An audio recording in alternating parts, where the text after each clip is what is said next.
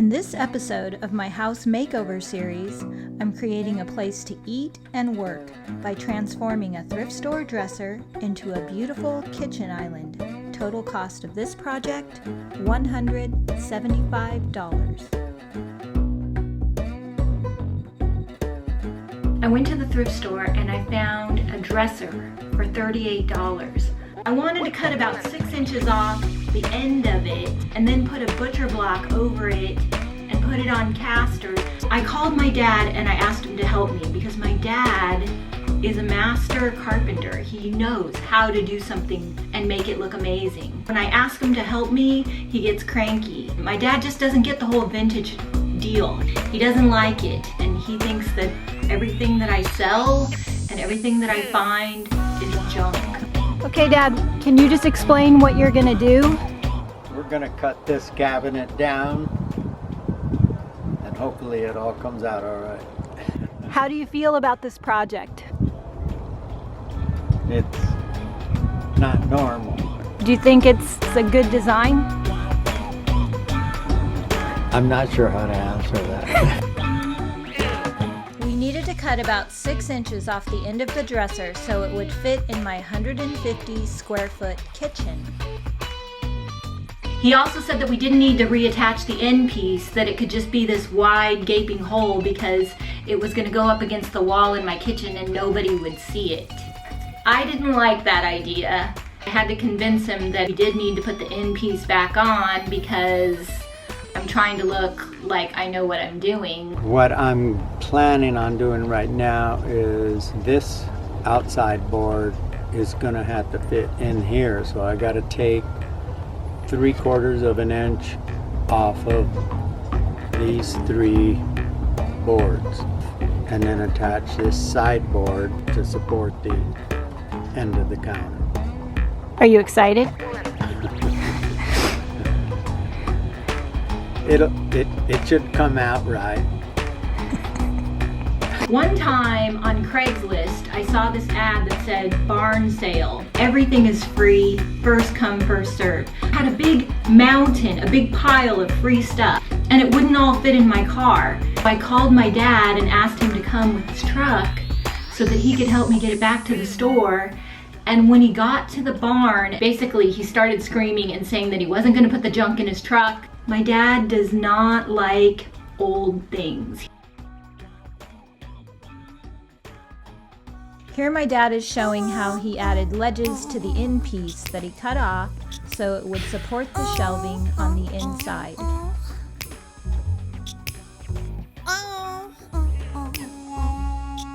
Dresser started at 32 inches and I wanted to get it up to at least 36 or 38. I found casters that were 4.5 inches and a butcher block that is 1 inch thick.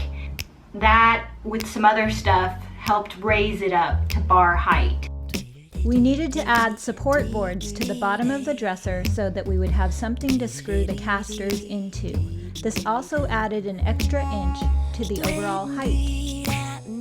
So now I have 2 refrigerators in my kitchen, a little one that's behind the camera, and I have this big ugly one. I measured it. It will not go out the sliding glass door. So now we're gonna have to take the doors off and somehow get it down into the basement. 7 cement stairs that it has to go down into. I'm a little bit scared about that. My sister said that she would help me, but my dad said that that was it. He made the island, but he's not gonna help me with the fridge. Well, it came out good.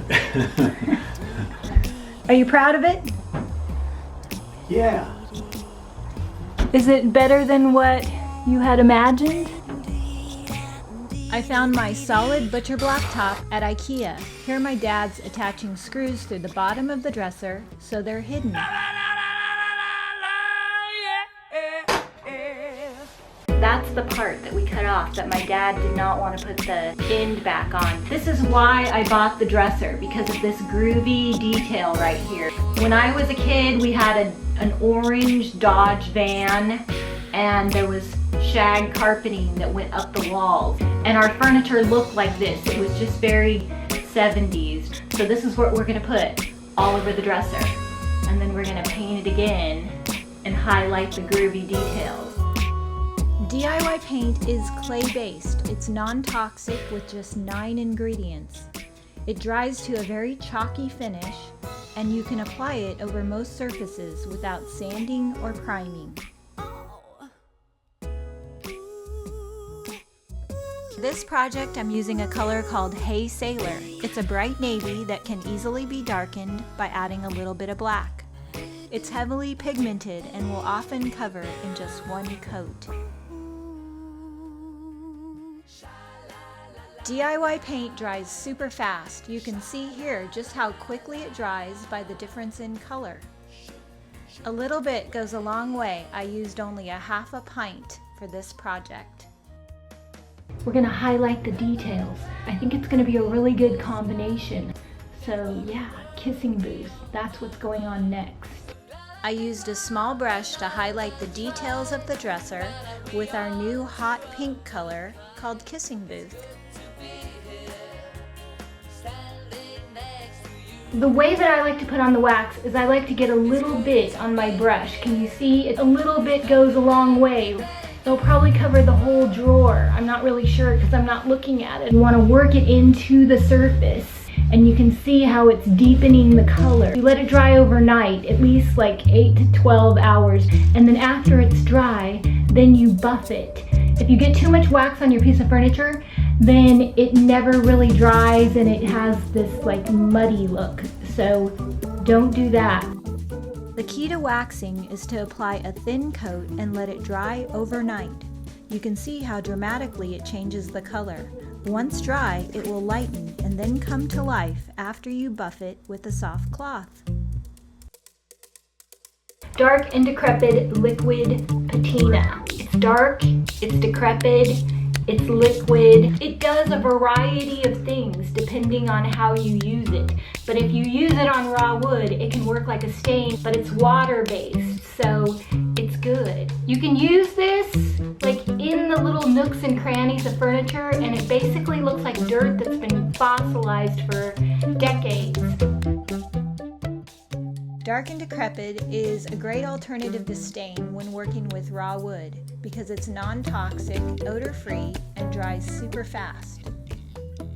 Here I'm applying 2 coats with a staining pad, but you can also use a brush or a roller. The back side of the kitchen island still needs to be painted, and I need to paint the bar stools.